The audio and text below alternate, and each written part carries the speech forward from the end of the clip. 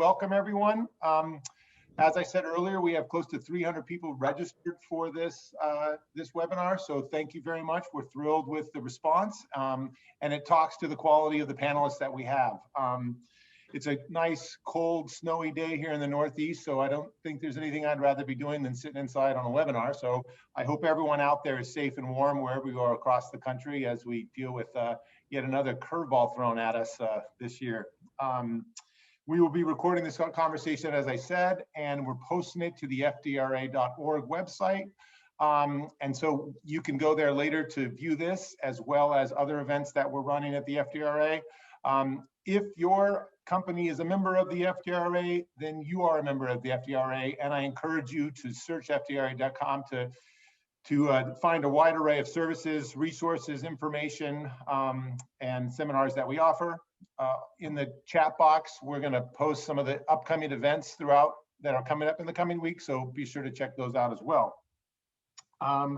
So we have a fantastic group of panelists, and without further ado, I'm going to, alongside my colleague Jasmine Pendergrass, the Director of Marketing and Events for the FDRA, we are going to guide you through this conversation. So first of all, I'd like to introduce Jim Weinberg. Jim is the Chief Merchandising Officer at DSW. As you know, DSW has 500 or so stores across North America, as well as a very robust customer base at dsw.com, and they have one of the most closest relationship with their customer through their loyalty program at dsw.com. I've worked with Jim as a merchant. I've sold to Jim. He is disciplined. He is one of the smartest, if not the smartest merchant in the business.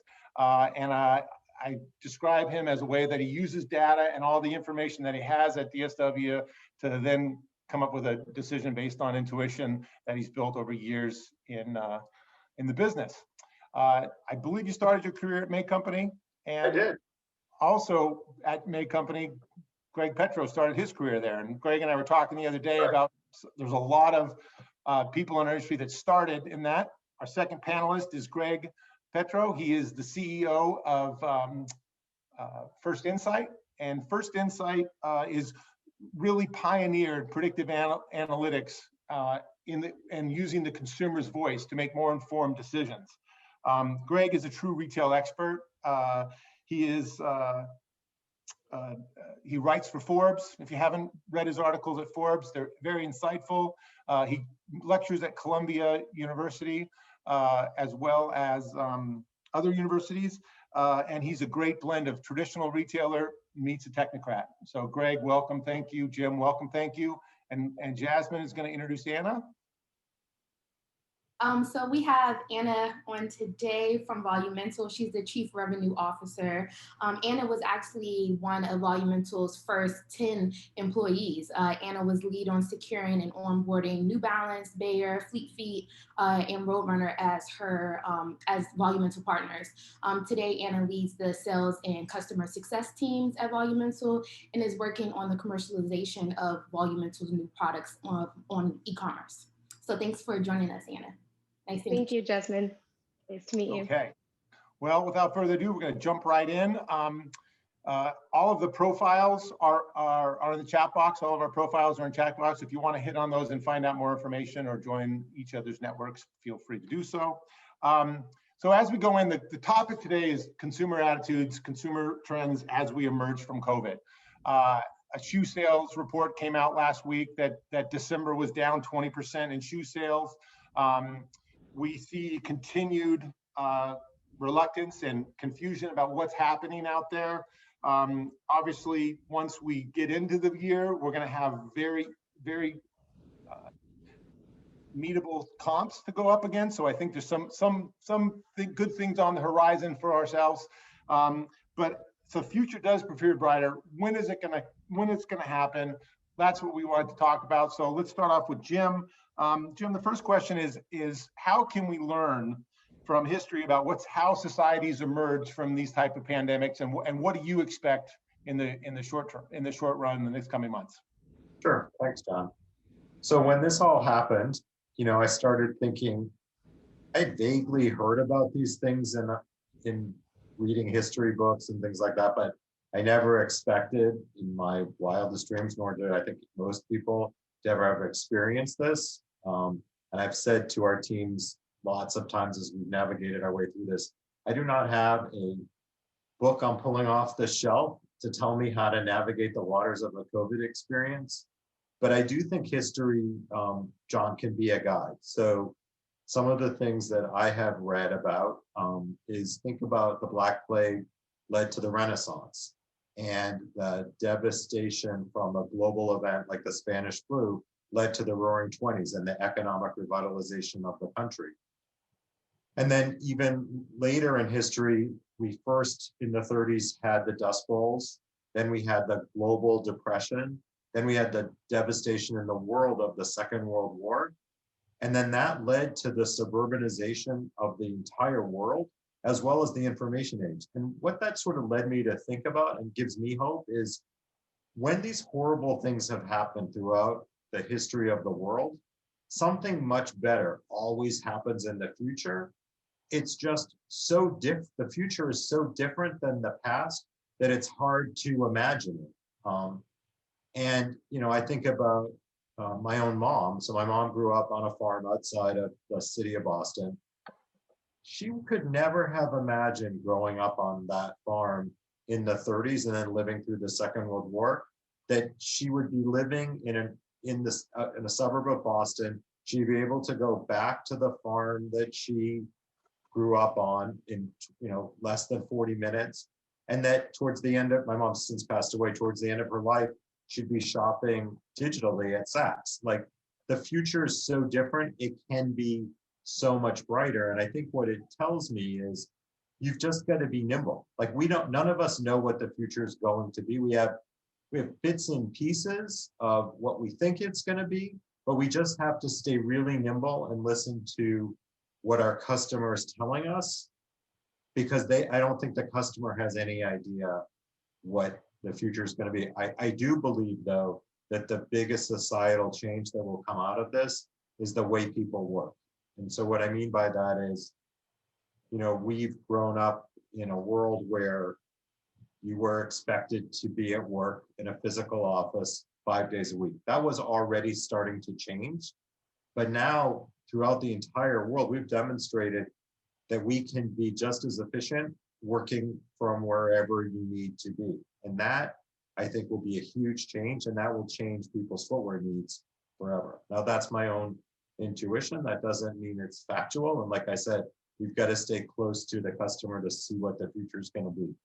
Yeah, well, that's interesting. I love that comment. The customer doesn't have any idea what the future is going to hold, but the customer does know what they like. So to Yes. Greg, that leads perfectly to you, is how does the industry come back, and how do we, you know, what strategies should retailers and brands be using as we emerge?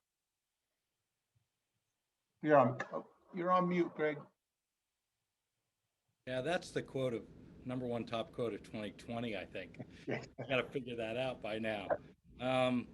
Because this methodology of engagement, I agree, is never going away again, right? Like Zoom or WebEx or Teams or whatever the platform is that you're going to use to communicate and engage people and consumers as well as employees is going to be the platform. But that aside, and I think Jim's point are well said, and as you think about them, what I'd point you to is there's a series of predictions I wrote about in Forbes for 2021. And I've done this over the last, 7 years now. You can go back and reflect on those. They're sort of memorialized in Forbes, so it's kind of hard to step away from. But I also am reflecting on a paper that I wrote in 2007 and published when I founded our company. And it was predicated on the unique purview that I have of speaking to, probably 5 to 10 CEOs a week. And that's been true for some time now. And I think that purview, along with the data that we see from consumers and have published since February, actually, related to this pandemic in a forward-looking view and covered by CNBC, when when you look at the confluence of those two perspectives, it leads to the following views. One is that it is true consumers cannot suppose as well as they can choose. So I think there's and that's not a nuanced statement, it's a pretty factual statement that I've followed for some period of time. In the design concepts, it isn't a consumer's objective to basically design products and create. It's their objective to look at the creations and suppose the future, what they're very good at, and decide which ones they view as meaningful. And we see this in every segment of the market. And so consequently, what I would say is, as you think about the future, one thing that you will see is that the consumer can help you anticipate where they are going. It's critically important that you structure it right, but the essence is they can give you a lens into where the future is, because in the end, they're going to be the ones who determine it. The thing that I wrote about also is that it appears, based upon the data, that apparel and footwear are going to come back stronger. We recently saw some retail announcements about January results, and each person knows their own business certainly better than I, but as an industry as a whole and from a consumer lens, it is apparent that there is the need and desire to serve the consumer in these segments, and specifically we're speaking about footwear. In addition to that, the two other takeaways are they're never going to lose interest in online. It's not going to go away. And the propensity of that is embedded in both the employee side, as Jim, I think, stated, and on the consumer side.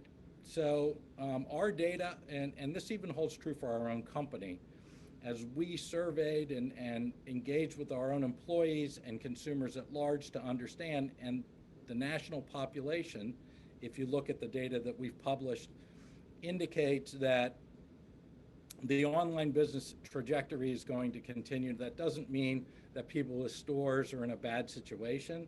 It just simply means that if you think that it's going to rebound into the store to the degree that it was, and it's not, or somehow is going to step away from, it's not going to happen. That is a fundamental point that's now being supported by MPD and many other companies post hoc of sales data.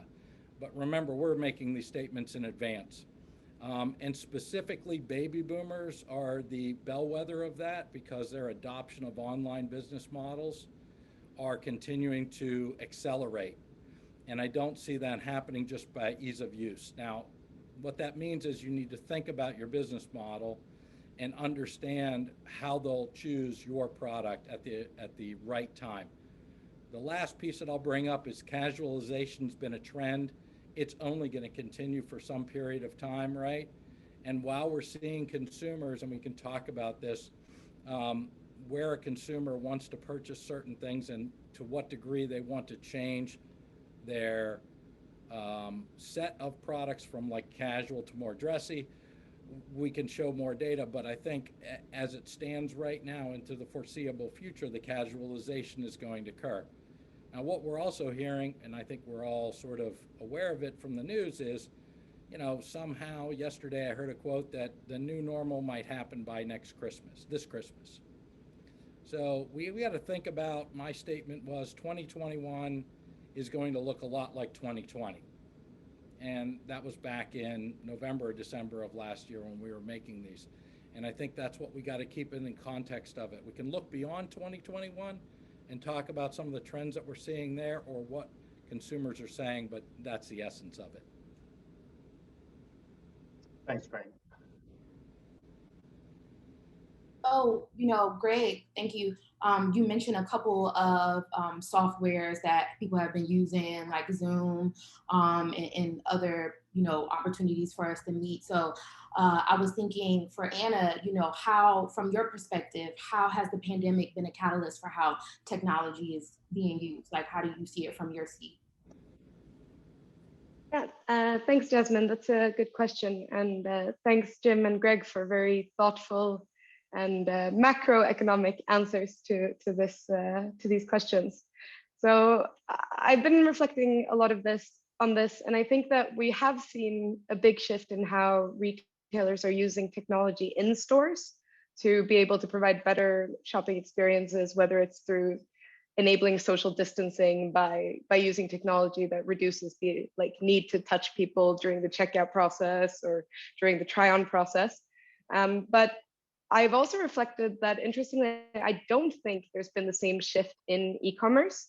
So while I agree with, obviously, Greg, that there's been a shift to more commerce online, and we see that across the board, that all our partners have been overwhelmed by the amount of traffic their sites are receiving, they haven't innovated on the experience there, to be perfectly honest. I feel like everyone has spent 2020 scrambling to think about how do we handle this mass flow of traffic, this huge number of people who are shopping online for the first time. But there's a real opportunity to improve the experience in online shopping and assist consumers to really have a better experience online. And I hope that's going to happen in 2021, and that we don't have to have more of 2020 during 2021 in that sense.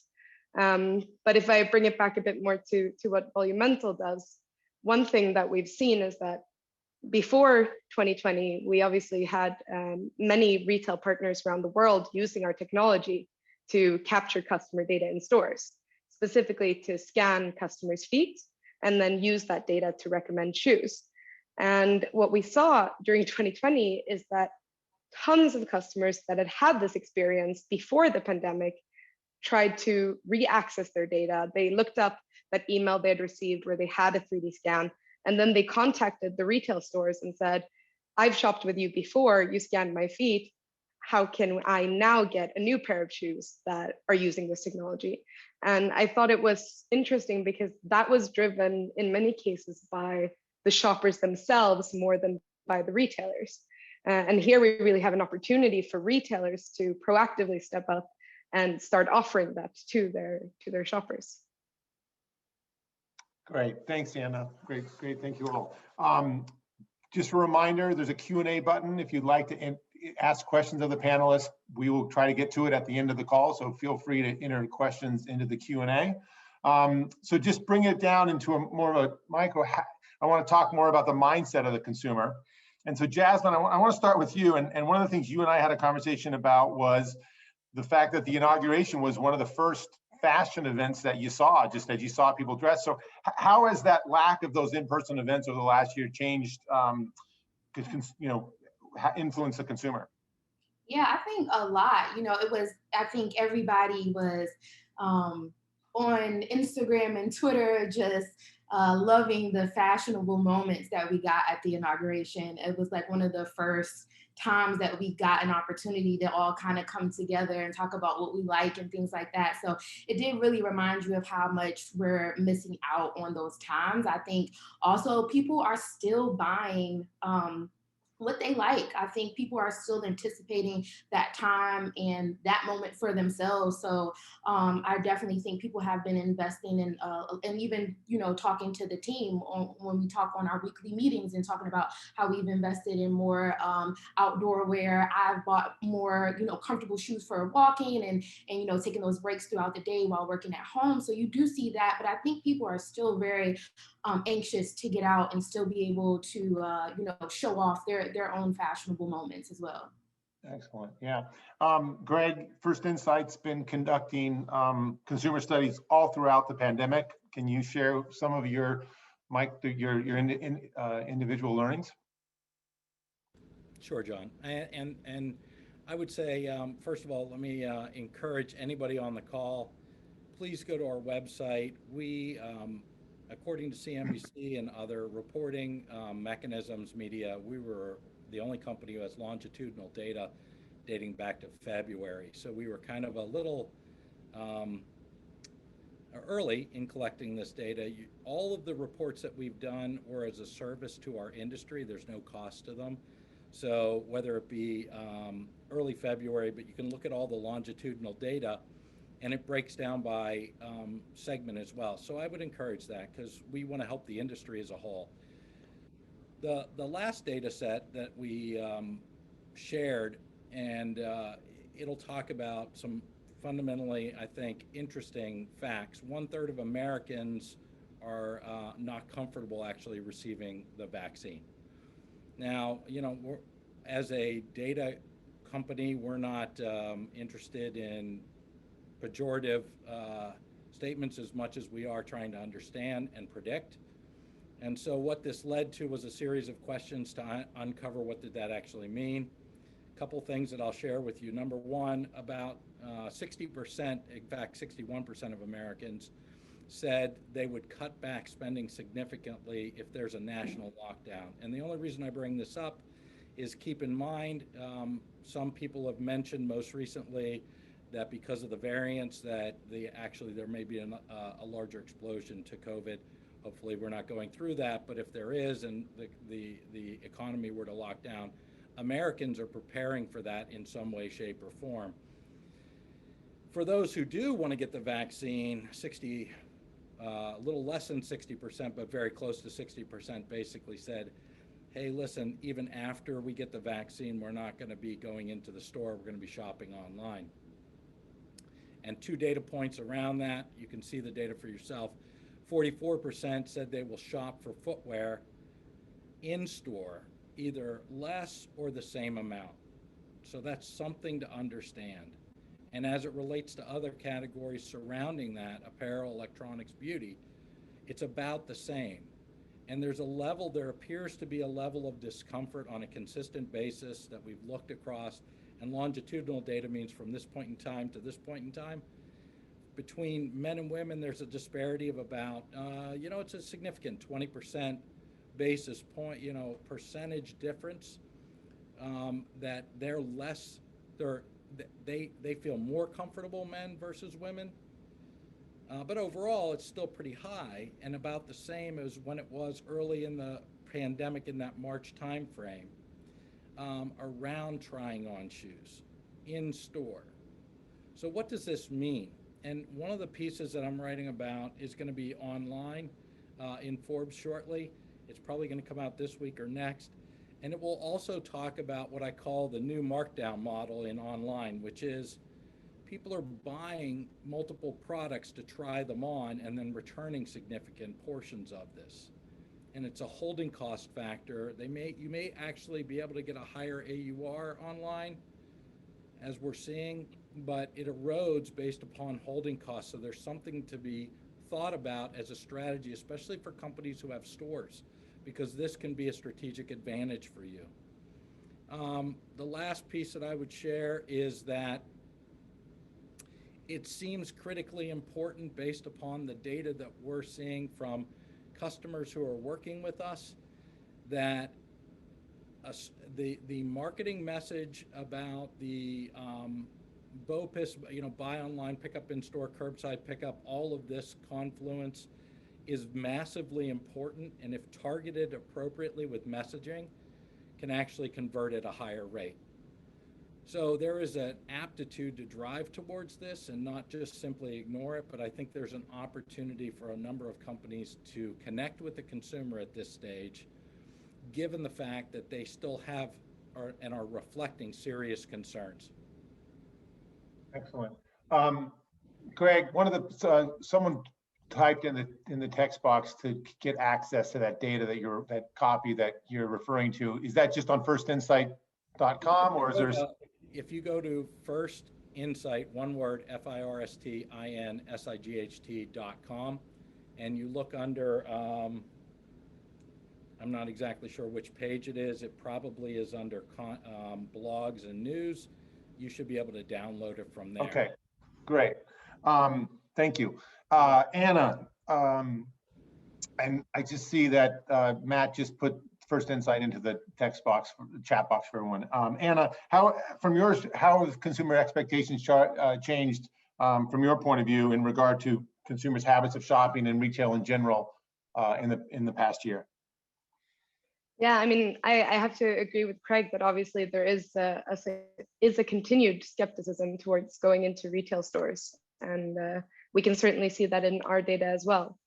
However, I would say that what we have seen is that shopping is more purposeful now. So when someone does come into a store, They've often already researched the products online. They know more what they're looking for, and they're going in with a very high purchase intent. And so what we've seen then is that not only can you increase conversion rates then of the customer that comes in through the door, but you also have the opportunity to sell more units to that customer. Because they're there, they know they don't want to go browse stores next week again. And so when you have them in the door, there's this opportunity to really provide a better experience. And I think what we're really encouraging our partners to do, and what they are doing, is then also take that opportunity to scan those customers' feet if you haven't already, and ensure that they can then use that information to shop online in the future or to pick up curbside, for example. And that's what we're really seeing a lot on.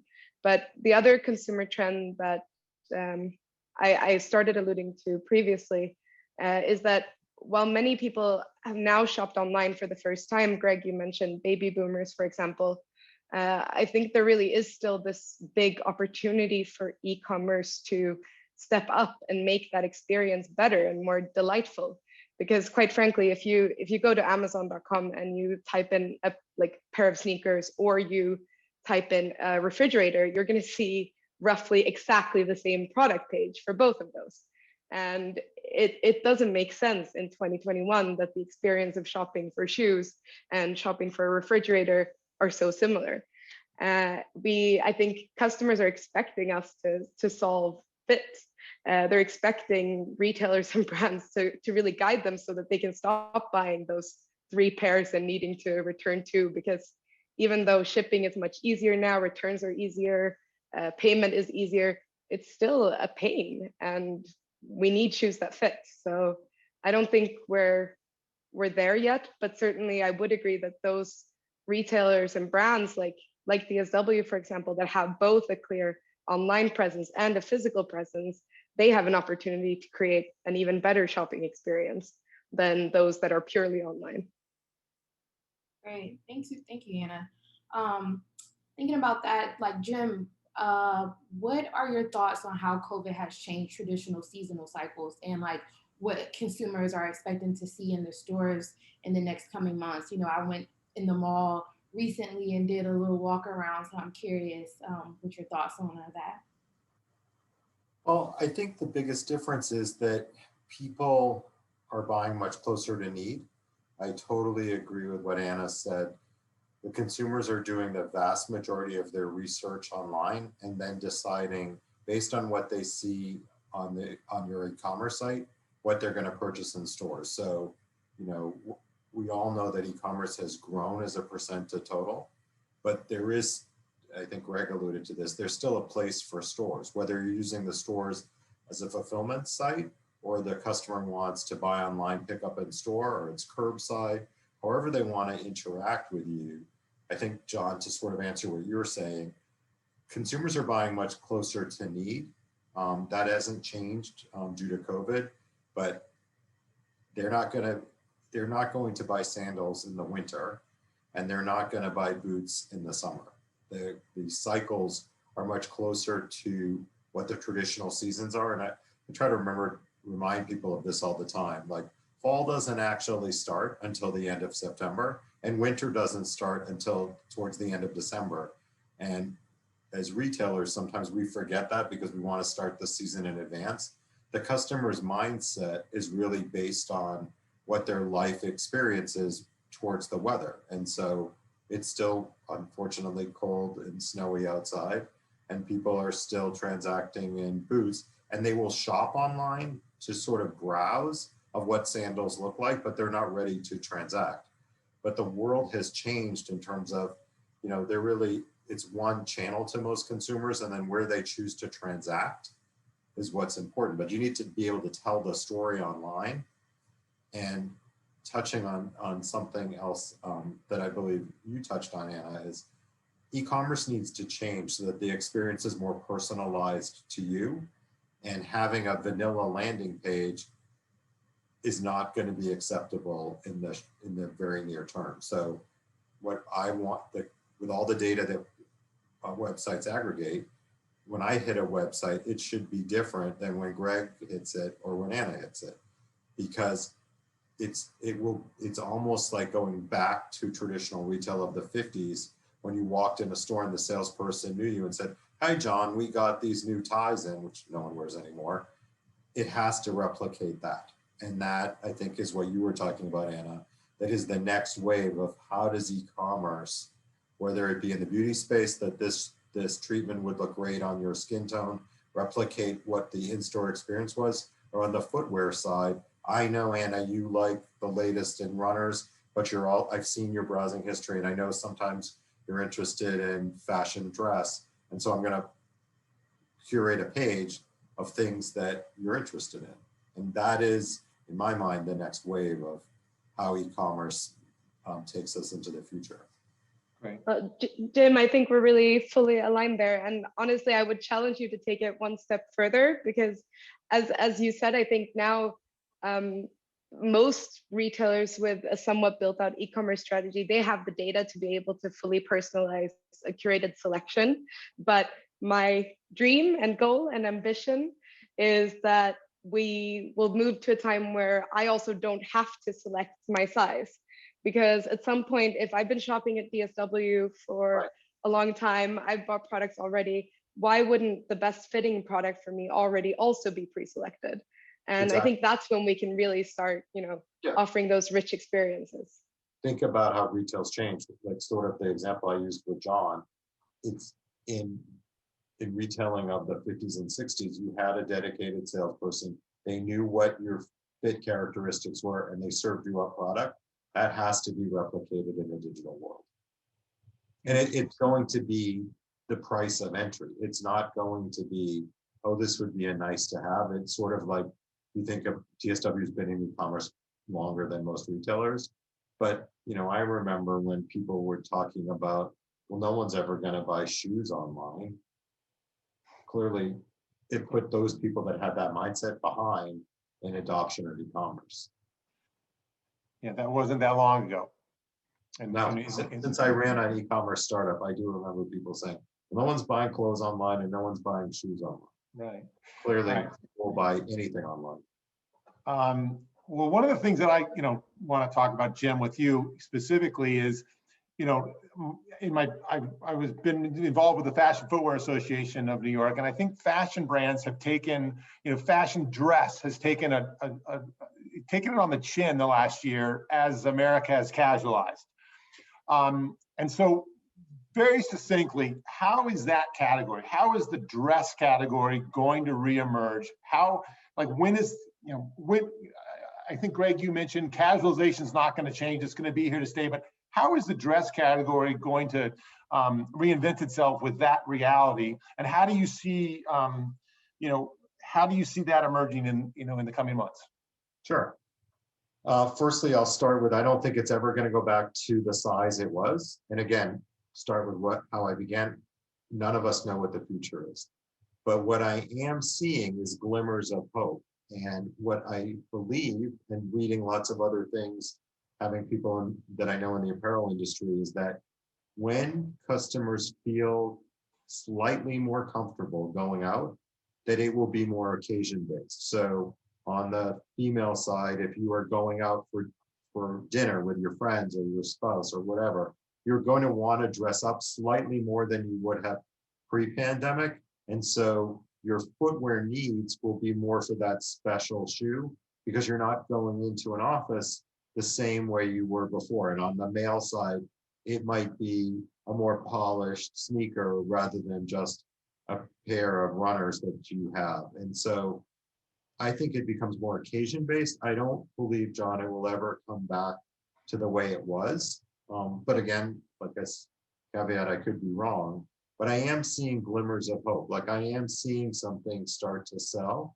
but it is more to that occasion side of the business. It's less about the mid-heel plain pump that I'm going to wear into the office, 2 or 3 days a month, and I'm going to have a selection of things like that, because people's apparel needs are going to change too. And I think obviously that drives our footwear choices, that your apparel changes. I don't know if that answers your question, John, but that's what I believe. Yeah, it does. And I want to jump on one of the questions that someone put in the chat box, but are you seeing differences, obviously pre the the freezing, but they're in states that have more liberal attitudes towards shopping or versus states that are more locked down. Are you seeing more occasion-based dress shoes sell in some of the southern markets now versus we saw Northeast?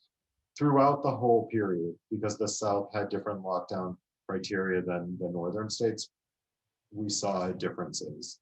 I'm seeing it now, but I think that's also weather driven.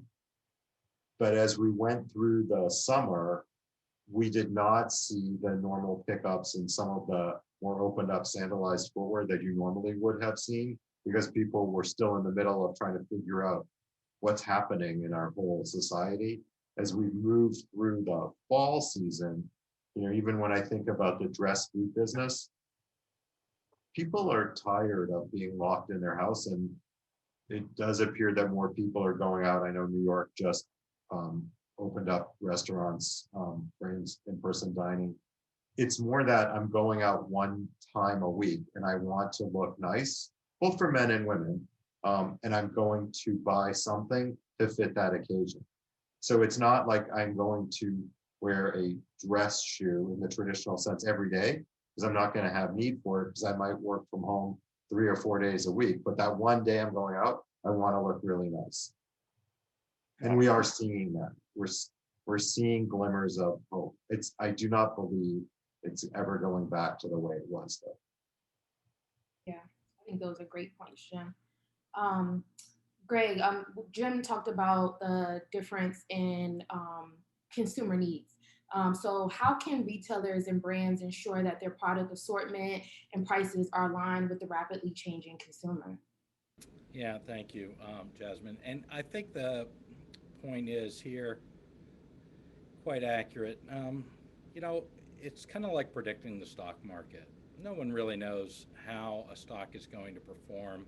You can look on historical models, but in our current environment today, looking at last year is, it's just fundamentally not possible. And looking back to 19 and thinking, is 2021 or 2022 going to be like that was? And that's the framework that each of us is facing in every decision that we're making. And I thought it was very salient to this topic, specifically this question. An interview I remember from March or April of 2020. And it was Doug McMillan on CNBC, a Squawk Box in the morning, and he was walking through how each week the consumer purchase pattern in a Walmart store had evolved or changed. And in fact, they were talking about bicycles being sold out. And who would have anticipated that bicycles being sold out? Well, the reality was people were going to, parks, because that's what they were doing. And his point was we need to be as agile as possible. And I have to give kudos to our industry. We were probably the most agile of any industry, having shut down a series of stores, come back and responded. And yes, and then the consumer behavior during all of that's changed. So the question that I think is not, what's going to happen. It's how do you have the best framework to respond to that evolution from a consumer's perspective into the future. And I'd like to give you some very simple, like something to hold on to tactics, to Anna's point, to be not macroeconomic, but microeconomic and less ethereal and more practical. Here's my point of view based upon what I've seen work and what I have seen not. The first thing is you do need to look back in history to look to some degree of what may happen. And that can give you a framework. The second is you have to maintain a high degree of agility as an organization as possible. And by that I mean shorten any cycles that you can in decision making that can be reduced, should be reduced, and should never go back to the way it was if it actually works. So the point and concept would be here, very practically as an example, we can't go to markets and we can't see products. And yes, we do need to experience them for sure, but there's a opportunity for us as an industry to think about how to leapfrog into what the consumer wants and looking at choice sets. Digital line reviews, right? How can we get our teams together no matter where they are? It's a highly productive model, right? As opposed to flying. I think that's going to be something that we need to think about in an operating model going forward. The second piece is, how can you stay as in touch with the consumer as fundamentally possible and as frequently as possible? Because all of that, you know, while we say we're a predictive analytics company and we forecast, and yes, we do, what I tell people if I'm asked the question, what do you actually do? It's de-risk decision making. Think about this for just a minute. We all have an error rate right now of what's going to happen. I don't even know if it's going to snow tomorrow. The reality is, the weather people don't, but I want as much data as I possibly can to make my decision about whether or not I'm going to get in my car and drive somewhere. So the reality of the situation is you should be absorbing as much and consuming as much information as possible through your consumer and involving them in that decision making. And that means simple things like digital line reviews, 2D, 3D CADs, however you want to think about that into the future, right? Shortening cycle times, engaging with your manufacturers and your wholesale partners to figure out how to de-risk assortments, reducing not assortments as much as breadth in some cases. Now that may be in contrast to the concept of an endless aisle in e-commerce, but the reality is you have to have it in stock in order to make the money, right? And so consequently, you don't want that much, but you want as much for working capital reductions. So reduce working capital will allow yourself some more agile investment capabilities. And the way to do that is our point of view, and we've seen it work time and time again throughout this entire crisis. Just to give you an extent, our average customer who's engaged, which is now several hundred retailers and brands across the globe, during COVID, our average customer increased their testing and experiences and reach out to customers by 22%. And that's because they knew they needed information, and now they're seeing the benefits of it as we go through. So I think it's about a de-risking strategy when you have a highly volatile environment of what kind of inputs you can take in, validate the inputs, and then move on and make yourself agile. So that would be my recommendation, very tactically, what to do. Excellent. Well, Yep. thank you. And we'll jump back onto that in a second. But first, Anna, I wanted to ask you, you're strongly focused in athletics, but tell us more about Volumental, what your technology is, and how do you see your technology, you know, helping keep that momentum that the athletic sector has seen. Yeah, it's definitely been a fantastic year for athletics, right? And outdoor. For many people, I think spending time in nature and outdoors has really been the refuge you've had in these times.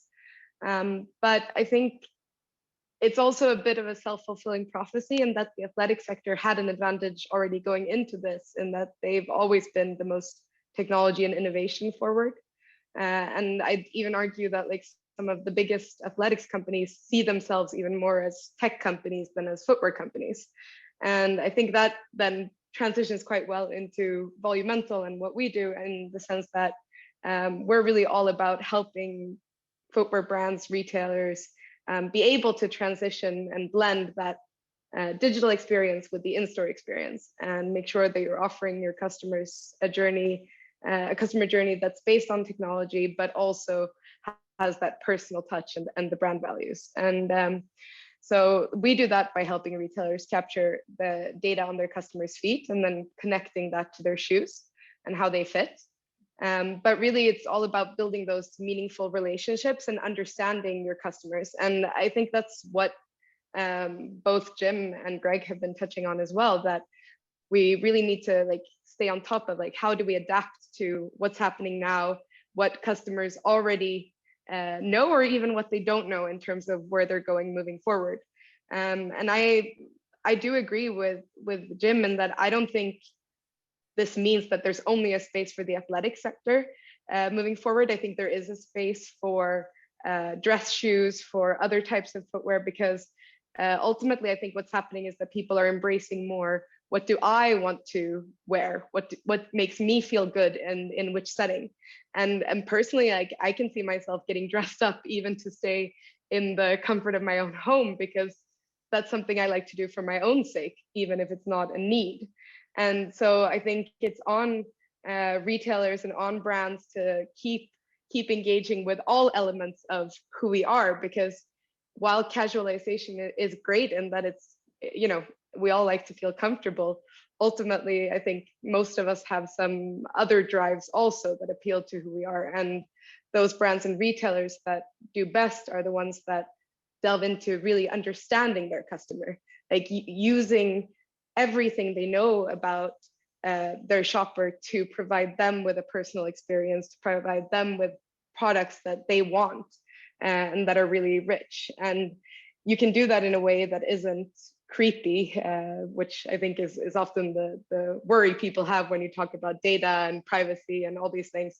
But you can do that in a way that is really showing, I care about you as a shopper, as a person. I want you to feel that our interactions are meaningful. And ultimately, I think that's how you build loyalty. And I hope that we have a role to play in that. I think all of us on this call today are very passionate about that being the way forward. Yeah, Jasmine, I know you have a question to ask, but Anna, just someone else in the chat box asked this, but how do you think you walk that line between privacy issues and the thing that Jim spoke about, that dedicated landing page that it's me when I get there, versus the big brother syndrome that so many people walk about? Can you talk? A question came in with that, so maybe this is a good time to answer that. Yeah, I think that's a great question, and honestly, it's an evolving thing, because I think in before 2020, people were a lot more skeptical to I don't want big tech to know all these things about me.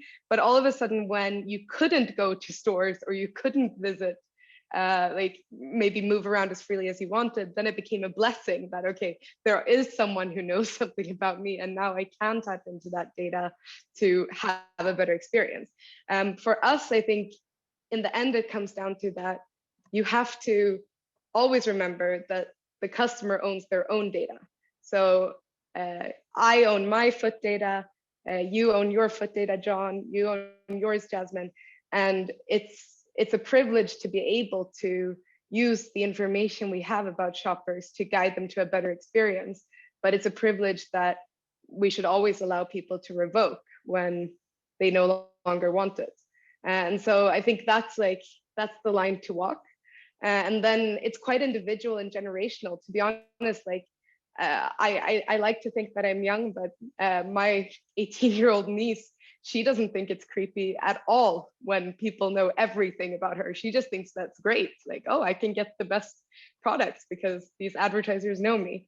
And I think that is changing quite fast also in terms of what people want.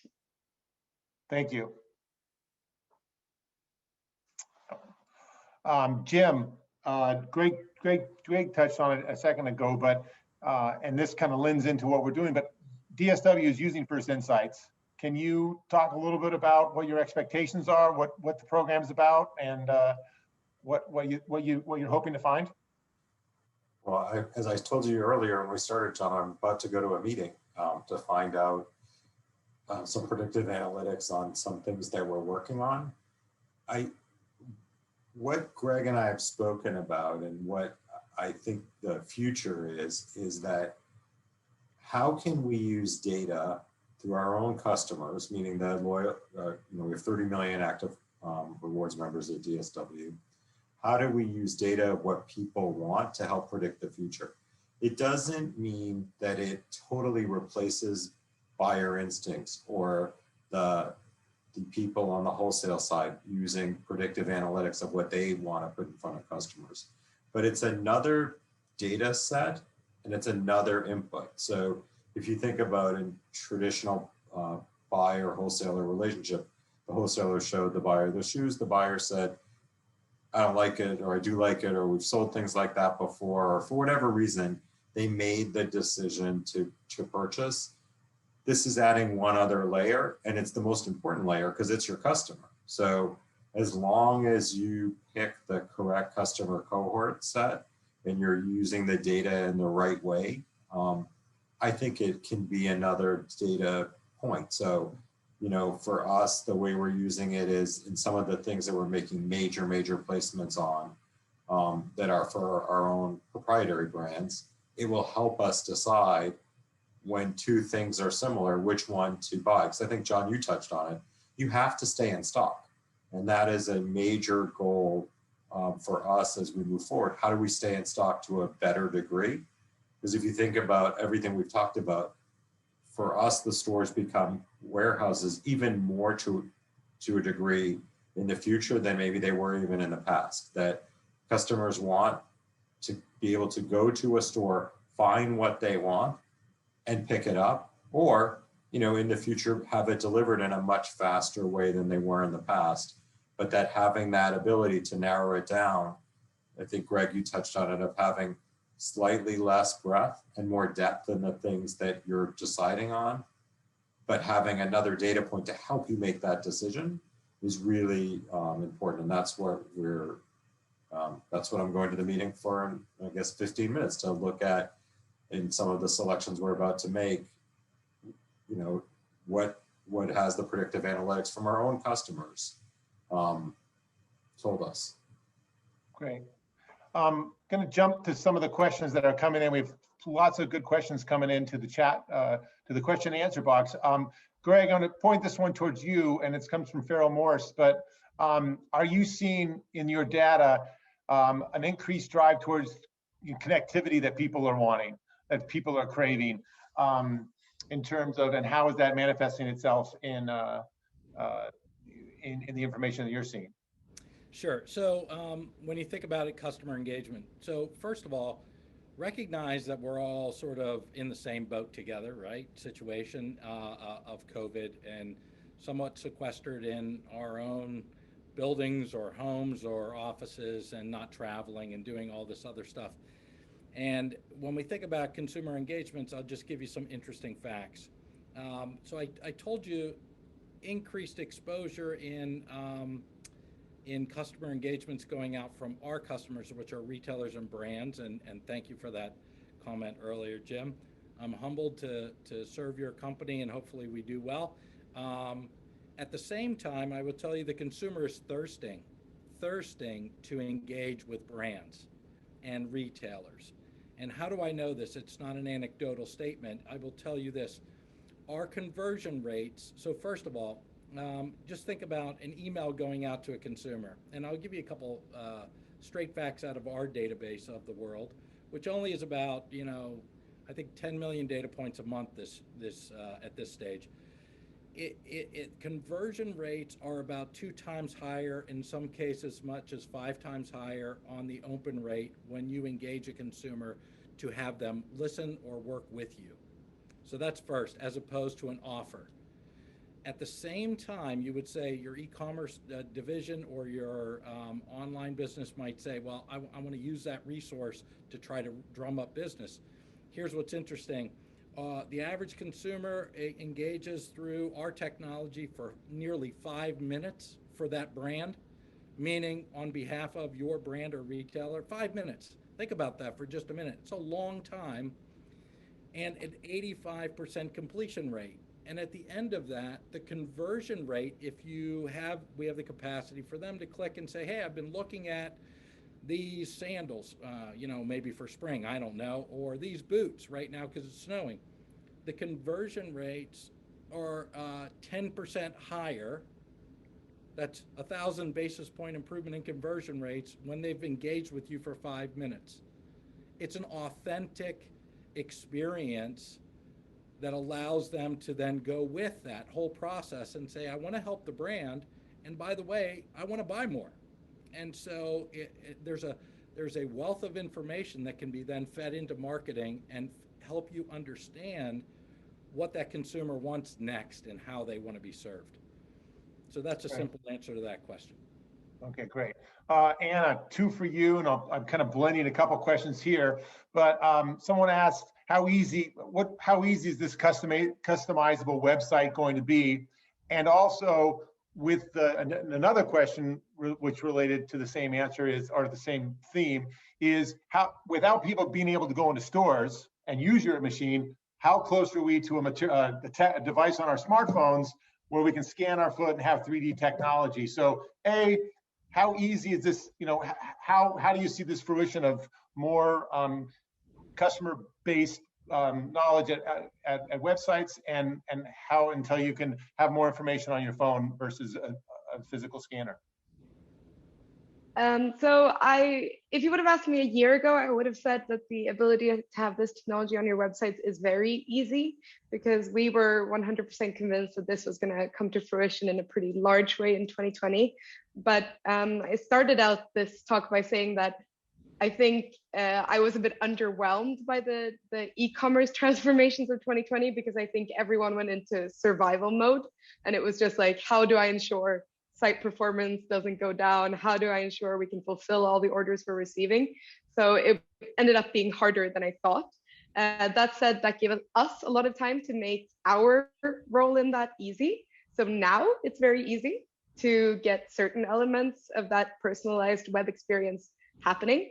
And we have very concrete features that we've launched that are simple to integrate on your website. Like, for example, being able to do discovery by fit, where people, if they know they have a higher instep or they need something for a wide heel, then being able to narrow down products based on that, you can do very easily with the data that we have today. To the second part of your question, regarding when you can do this at home. So one answer is that there is this selection of apps already launched, and our CEO Alper, who was supposed to be here, he likes to call it the mobile scanning graveyard on the App Store, I think, because none of them are being used. They're really difficult and quite unintuitive. And we've always said that the day we launch something, it's going to be really easy to use and really enjoyable and really focus on experience, not just accuracy.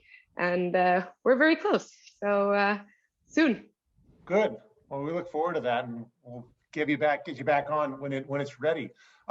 Last question, Jim, I'll direct this one to you. And again, it's a kind of a long question if you read it in the box, but people are going to return to the stores. I guess the gist of it is, how can you prepare for those people that have been forced at home to buy online when they return to the stores? How can you welcome them back? And what are you doing at DSW to prepare for that as the influx of stores? Is there anything special you guys are doing? Well, we've completely changed the store environment, so that will be a shock for a lot of them. Traditionally, if you've shopped in a DSW store, you navigated up and down the aisle, sort of as a snake. We've now divided the store into two sections. So there's an A section, which is the front, and then there's a cross aisle, which we never really utilized. And then there's the B section, which is behind. As we've shifted our assortments to be a dominant player in athletic, we have the #2 market share in women's athletic, which I don't think a lot of people realized. The whole front section is now athletic. So when you come into the store, it replicates what your online experience is in terms of athletic domination. And then behind it is the seasonal piece of our business. And then flanking it is both kids and men's on the B section. And so I think for our customer, the store is much easier to navigate than it was before. So if you think about what I started talking about earlier of customers want to start their journey online and they want to come into the store, they know what they want. It is much easier to find what you want in the store. We've also, like I said, curated the assortment more than we have ever before to ensure that we're staying in stock. So I think that was a difference. And then I can't tell you all that it will be, but there, as we are a hybrid, so we always operate both as a full price retailer, which is, about 40% of our sales. And there's a part of it that's the surprise and delight. So there will be lots of surprise and delight things that we will engage with our customer that you can't replicate that experience of that surprise and delight online as well as you can in store. Well, I think we're all ready to be surprised and delighted. I know that. So I think, as we said at the start, I knew this hour was going to go really quickly. I just looked down and the hour's up. So I want to thank everyone, for especially our panelists, for taking an hour out of your busy days to be with us here today. And Jasmine, any parting thoughts or anything you'd like to add? No, this has been great. Thank you all for joining and giving your insight. I definitely could relate to Anna with feeling like I want to just dress up in the house. So I am very excited to get back out, and I'm a DSW shopper with my mother. All right. I would love to see the new store. Greg always has great insight when we chat and online. So it's been great. Thanks, guys. Thank you guys very much. Thank you, Jim. Thank you, Greg. Bye-bye. Anna, good night. Go to bed in Stockholm. Thank you, everyone. It was a pleasure. All right. Bye, guys. Thank you all again. Bye-bye. Bye.